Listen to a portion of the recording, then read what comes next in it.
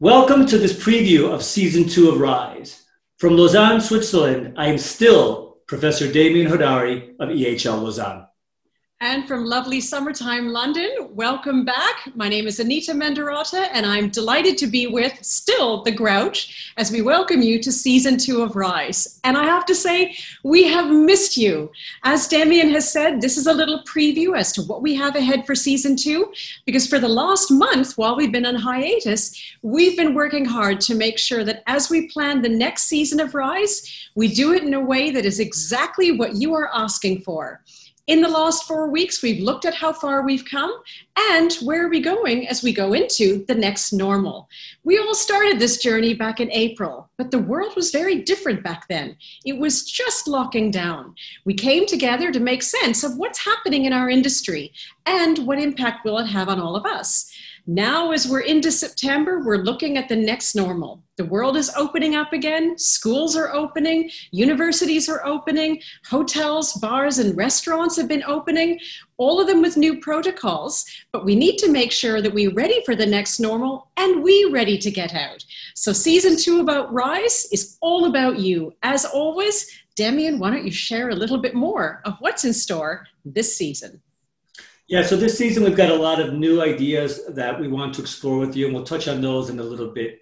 We're also keeping a lot of what we've done before that we think has really worked. We still love our executives and residents. We still love talking about what's going on in the world, what's going on in the industry.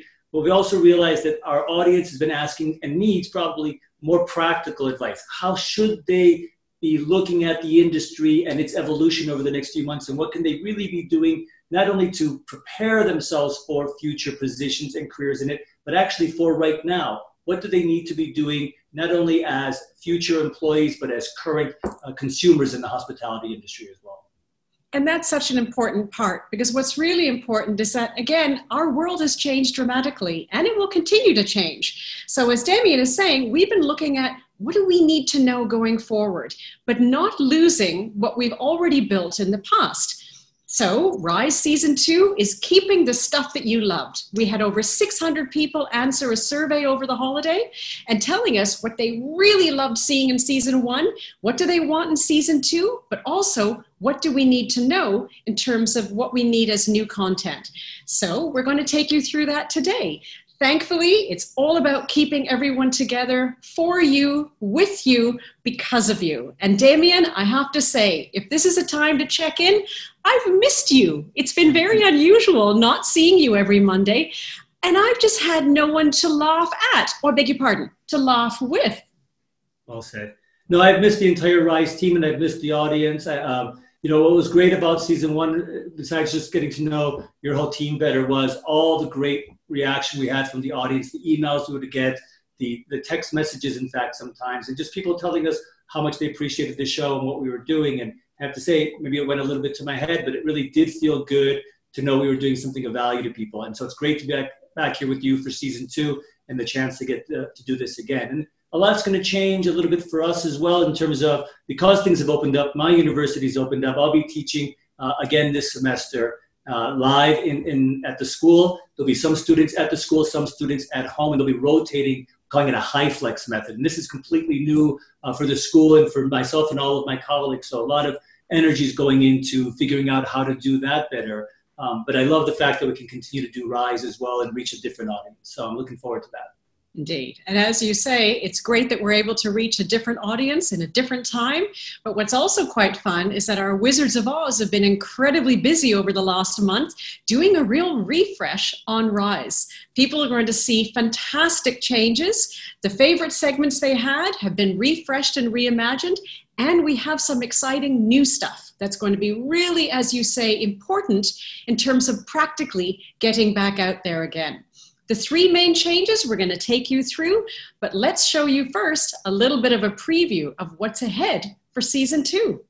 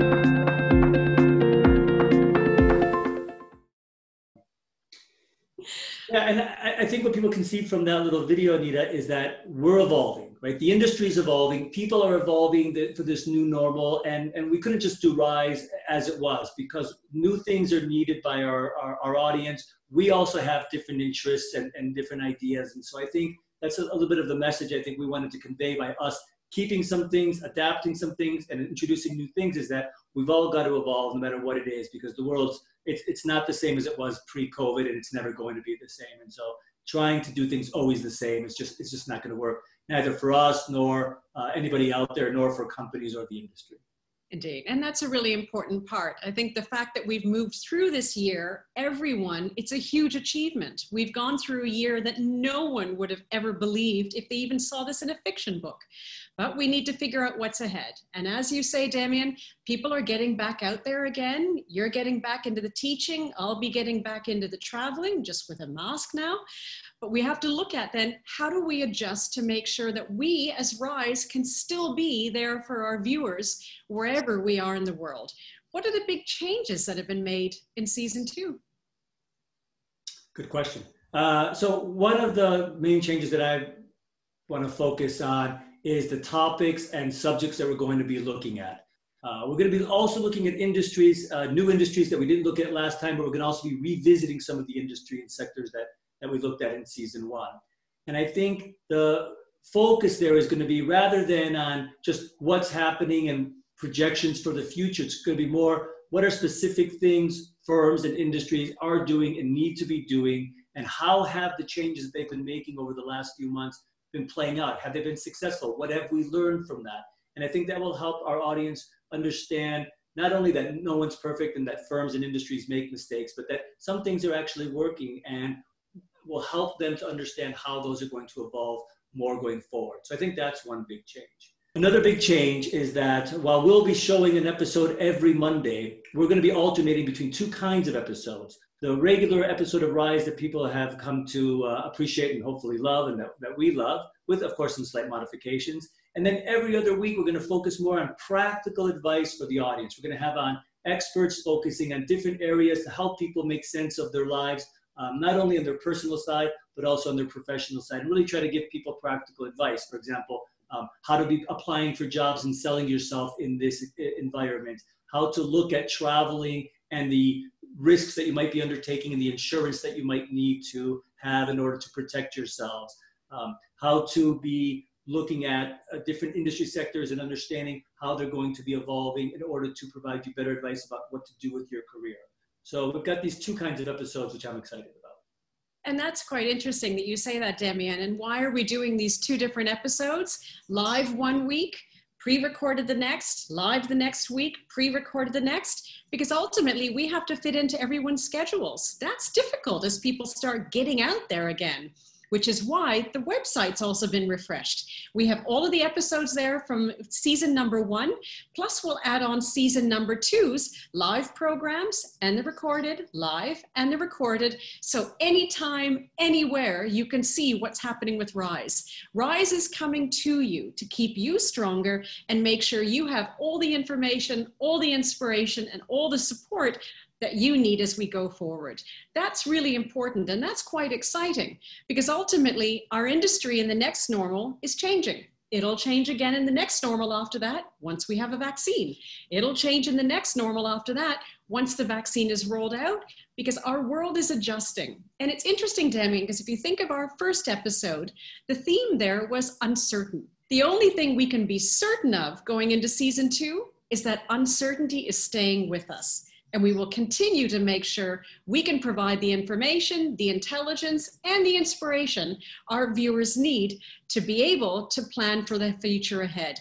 Another important part, and you've spoken about it, we've had in the last 150, 200 days, the opportunity for reflection. The value and the values of travel have changed. The value and the values of relationships have changed. How does that change the way people now re-enter the world? So that's an exciting one in terms of the guests that we've chosen and how they can provide people with really solid direction if they want to continue the way they were on their path, or if they actually want to pivot. There's a whole new world out there, which is a whole new opportunity for everyone. Yeah, agreed.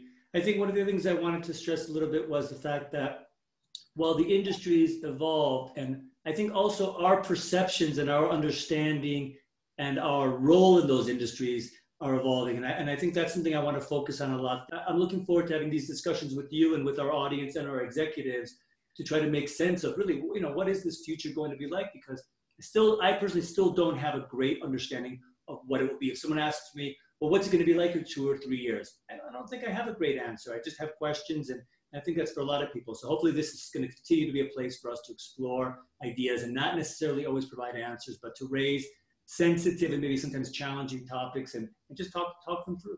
It's a great point you make. And what I find very interesting is that normally every year, in the fourth quarter especially, people talk about the trends. What were the 18 trends for 2018, the 19 for 2019, and 20 in 2020? What we found this year is that the trends don't help us. Our world of travel and tourism has changed enormously. It's no longer about the trends, it's about the truths. What do we know for certain? So exactly as you say, people are not looking at the issue of sustainability the same way. It's no longer just about the environment. It's economic, cultural, social, sustainable in terms of the environment, as we've always said, but also spiritual. Are people feeling the right way that they are connecting with the world around them? Are they feeling that they are making a positive impact? So that's going to be quite interesting to see. So ultimately, everything we talk about in season 2 is about the truths of the new world we face, not the trends of the new world we face, which is why choosing our guest to kick off season 2 was very important. So we are very excited to share that we have with us as our executive in resident, a very special VIP of the global travel and tourism industry, Gavin Tolman. He is the CEO of Trafalgar Tours. The Trafalgar brand is known around the world. Needless to say, their business has suffered dramatic shifts this past year. But if anyone can give us a sense of who's traveling, where they're traveling, why they're traveling, and why they might not be, it's someone like Gavin. So we're very excited to have Gavin Tolman with us on the 14th of September. He'll be able to tap into tours, as well as airline impacts, as well as ultimately where the demand is going in the future. Now that we have the statistics from summertime in Europe and the Northern Hemisphere per se, we'll get a really good sense of how comfortable and confident are people in traveling and how are they viewing the whole travel experience. So September 14th, we have a very special exec in residence. Gavin will be with us, and I must say, I think he's as excited as we are. Anita, maybe you could talk a little bit about what's the week after in terms of that first recorded episode where we focus on practical advice. Excellent. I think that's a great point. For the week after, we have a very special guest coming in who's going to be speaking practically about what practically everyone is talking about when it comes to travel and tourism: insurance. Because very few people are wanting to venture out without knowing that they're protected. What if they fall sick?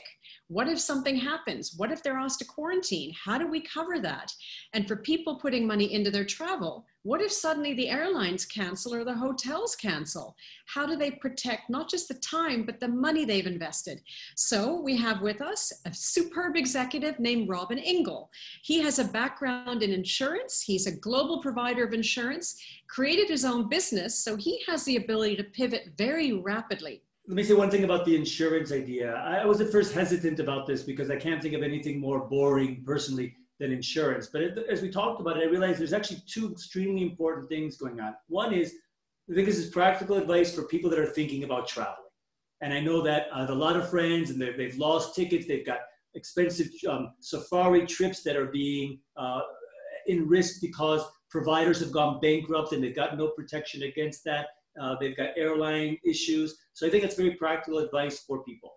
The second part of that is, how is this affecting travelers and potential travelers? So from a hotel perspective or a supplier perspective, I think it's important that our audience understands the role that this plays in the consumer decision-making process. So it's practical advice for you as a traveler to the audience, but also important advice and information for you as business people.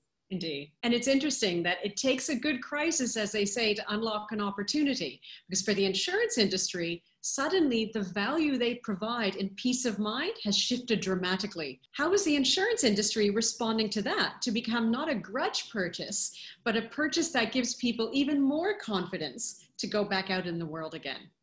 And future episodes, I think, are going to be just as interesting for people. We're going to be looking at issues such as entrepreneurship, but also practical advice about how do you start a business in this environment? How do you raise money in this environment?